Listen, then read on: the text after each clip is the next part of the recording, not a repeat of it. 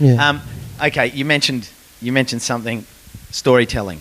How have you managed? Because like Sandy here is embarking on, bringing awareness about the garden beneath the sea. How have you managed to be a creative storyteller all these years? And what hurdles have you loved? What hurdles have you hated? How have you told stories? That's a great question, particularly for me as a lawyer. I mean, the hard thing for lawyers is to tell the truth. And I've learnt that if I can look the camera in the eye or the journalist and tell the truth, I don't have to worry about anything if I just tell the truth. And the truth sets us free. And the truth is ours. And the truth is on the streets and in our gardens. So every time I talk to anybody, I say, look, I'm not a gardener. My plants die, but some live. I just tell people how ordinary I am. And just to show you how I'm a slow learner, I've had over 19,000 people through the house. For a while, for most of the time, I couldn't understand why people came. I thought, it's just a kitchen and bathroom renovation. And it took me that many people and that length of time to understand that it had value. And the value it has is not discussed. It's the unspoken words. It's the fear that's not admitted to that really holds us back from doing things we need to do. So when I was married, if there was a couple there, the woman would hang back and talk to my wife, and she would say, what's it really like? The big questions. Boys, they want to talk about pumps and the mechanics. And that was a really powerful moment to learn that people are actually afraid of a water efficient shower head. They're actually afraid of an energy efficient light bulb.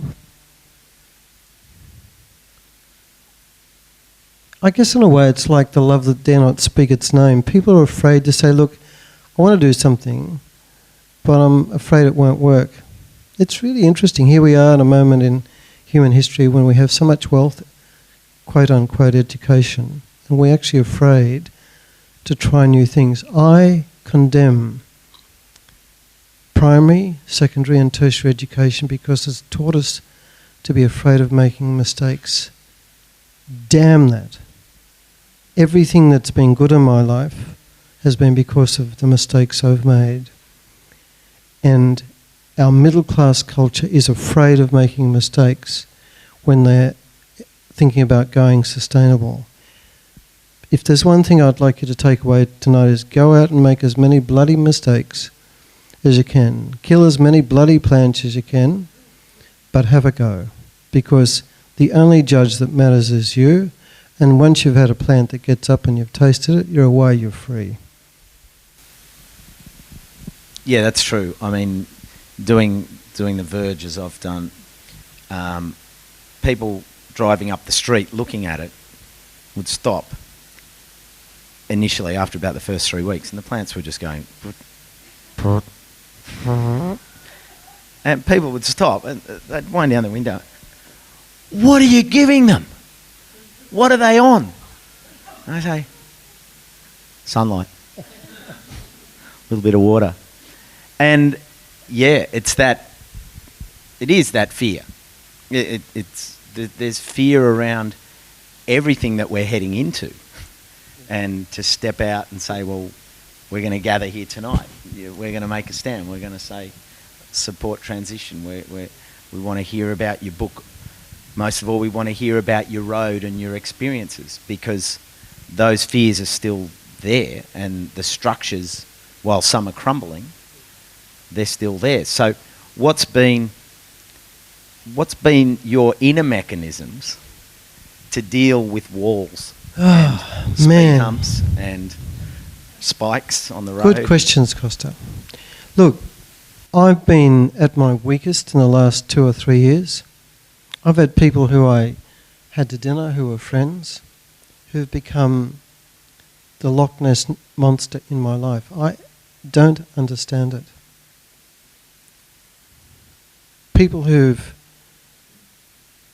been my friends for 10, 15 years have suddenly said terrible things about me that I haven't heard about except secondhand. And they're 4 or 5 houses away. Not a lot, but enough. You only need about 3 or 4 people who've got a knack of getting your Achilles heel to really bring you down. And if they're your friends or your neighbours, they can really bring you down. I've had some tough moments with this stuff with food.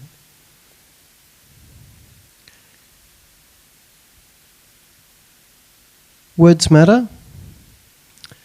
And I've been trained to listen to them. So when people say, look, I'm supportive of sustainability, but I know what they're saying is not like when an engineer said to me, you can't do that. What he's really saying is, I can't do that and I don't want you to try.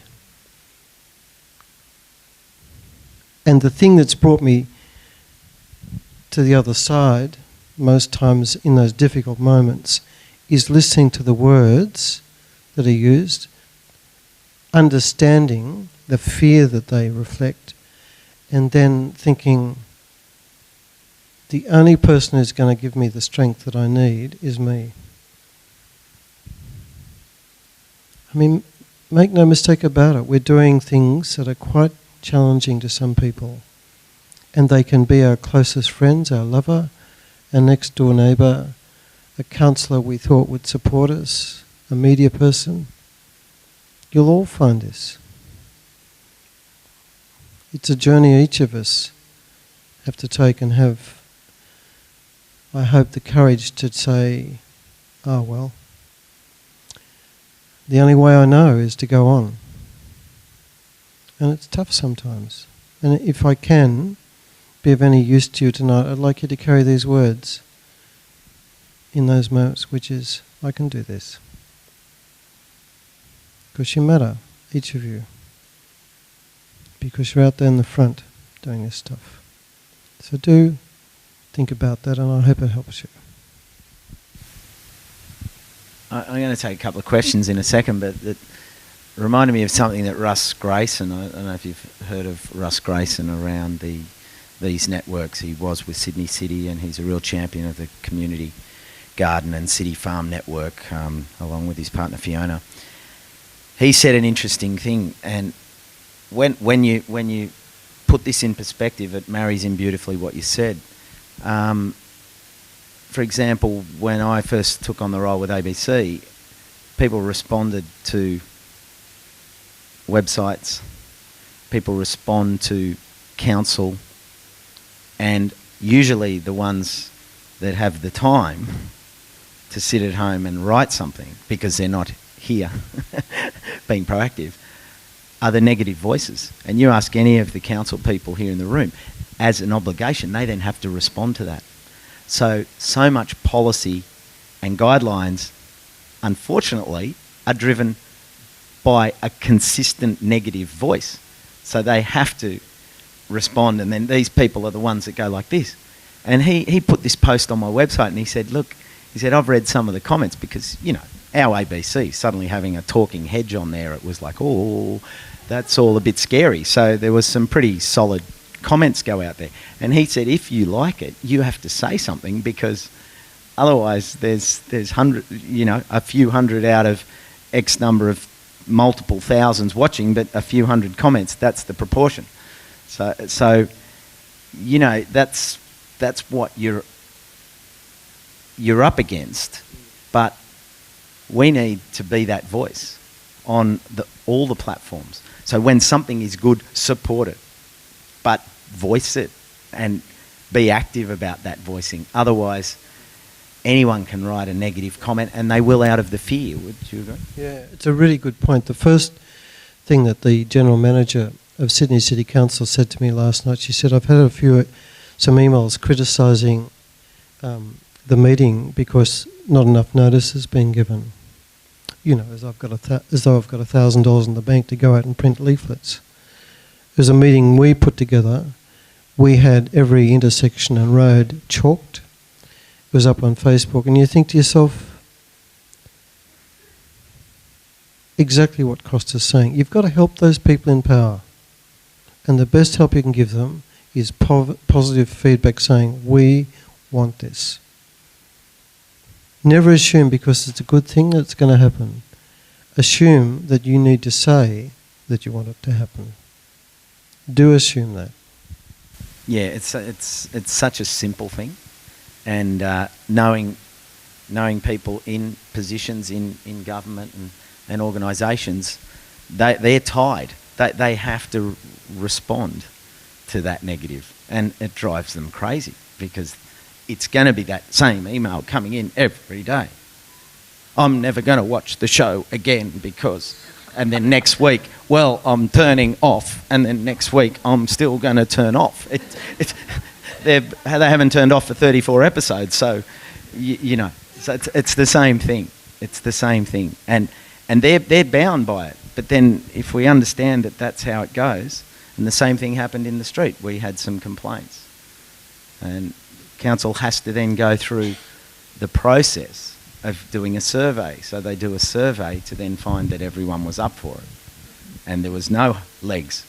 But all that energy was then foisted on the council, who could have been putting the energy into the actual project, and it's not their fault. It's actually, I go so far as to say it's ours for not really pushing it and making that effort and saying, I love it.